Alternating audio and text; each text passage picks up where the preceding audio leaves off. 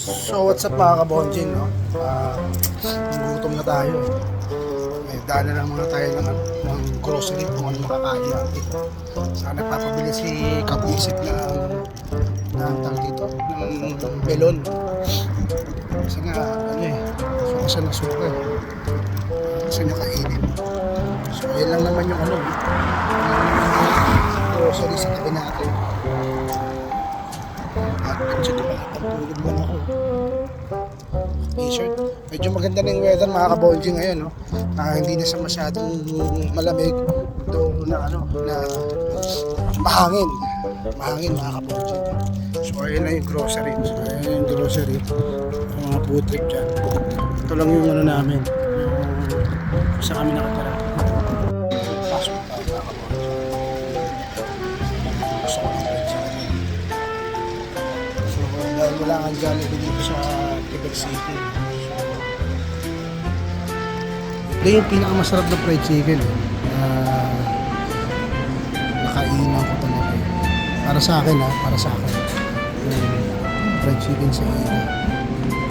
So yung mga kabonjing, so tingin natin yung water natin sa dito kung ano yung pamisil tapos milon gusto niya yung manager ng milon.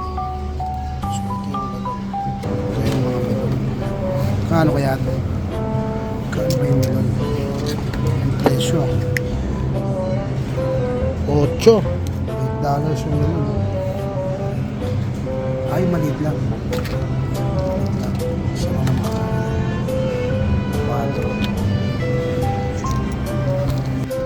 Sasabihin tayo naman karamihan kung magkano yung mga karne. So yung baka hawak ko na yung beef, no? Hawak ko ang beef mga kabonjing. Hawak ko ang beef $17 sa ilang kilo. Mas kalahati ko yun.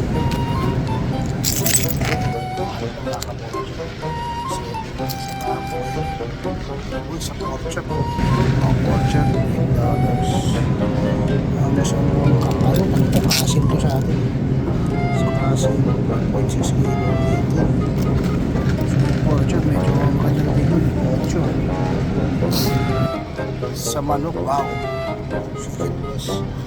grabe, kasabi ko sa inyo mahal ang kilo ng manok, no? So ganun manok. So hanap tayo ng mga sale. May sale pa. Ayun, biniling na baboy. Ilang kilo to? Lagpas sa 1 kilo, $6. Ito may 7. Tapos sa pork chop may $6, no? Pwede na to. Tapan na to. Bili tayo. Kuha ko isa. Pwede na yan. So, kumuha tayo. Kaya ano naman to Tagalan na to. Isa ka mag-pork chop na to kasi talagang ang mga pinag-umaga. Hindi naman dito sa mga pangsahog-sahog sa gulay. Okay lang, good deal na ito. Pero mahal. Bayaran na natin.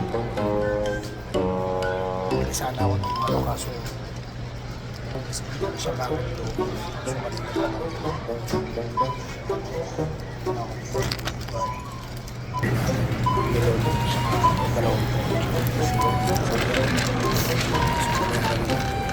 Basta tayo yung grocery, binayaran natin. So, hindi tayo ng dalawang pork chop saka yung isang galon. Sale kasi yung pork chop, yung nakakahinayang pwede ko pumili. Sale na yun, sa ganong presyo. So, ang maganda naman yung quality ng baboy.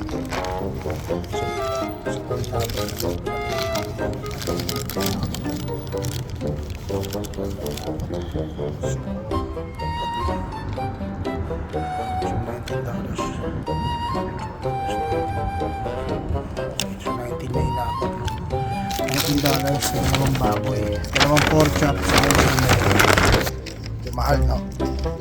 Wala ka naman hindi ka kumain. Kakalmuranas na ako sa kakakain ng chili garlic mga kabonjing, no? So kailangan lagyan naman ng konti karne, no? So lang mga kabonjing.